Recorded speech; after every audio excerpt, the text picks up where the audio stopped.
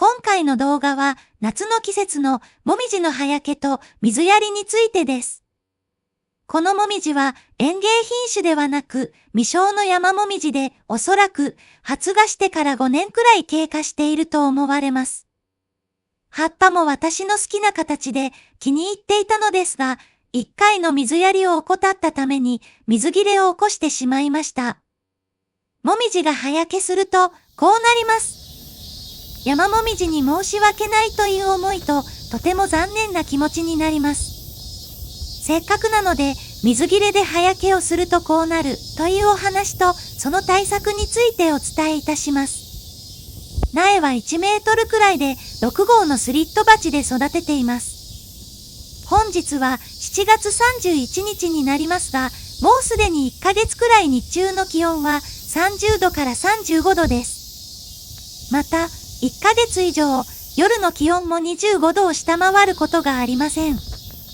今の夏の時期は午後3時間くらい日が当たる場所に置いてあり、それ以外は日陰になる場所で育てています。11月から2月くらいの寒い時期は土が乾かないので、1ヶ月くらい水を与えないこともよくありますが、夏の時期の水やりは雨が降らない限り、朝7時頃と夕方17時頃の2回、たっぷりと水をあげています。本当は朝10時頃と夕方15時くらいに与えられれば理想なのですが、ずっと家にいることができないので仕方ありません。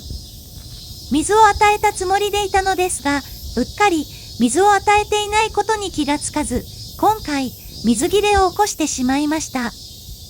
この時期は葉が生い茂るため、他の鉢の葉っぱの陰になって土の状態が常に確認できないという環境も失敗した原因の一つだと思います。葉焼けを起こす前はほぼ完璧な状態だったのですが、おそらく朝の水やりがなかったために日中の猛暑に耐えられず、一日で全ての葉っぱが枯れてしまったということかと思われます。もみじを枯らした私が言うのは説得力はないと思いますが、続けて喋ります。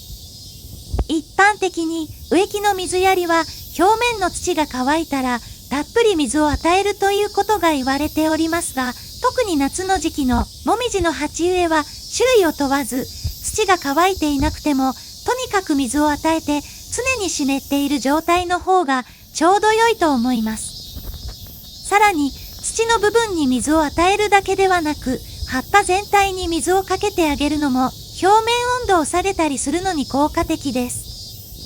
ちなみに土は主に赤玉土と腐葉土のミックスという感じです。また夏の暑い時期は根を傷めるので肥料を与えない方が良いです。このように葉焼けしてしまったもみじですが、1日で葉っぱが全滅してもおそらくまだ本体の方は生きていると思います。このまま何もしなくても1ヶ月くらい経てばまた新芽が出てくる可能性はありますが、今回は全部の葉っぱを取り除く全葉刈りというものを行います。ハサミを使うより枯れた葉を指で引きちぎってしまうと楽です。傭兵は無理して取らなくても大丈夫です。果たして復活するかどうか、その後の状況を改めてレポートしたいと思います。もしもまた新しい葉が出てきたとしても、このように全ての葉が枯れるというのはもみじにとってはかなりのストレスになると思いますので、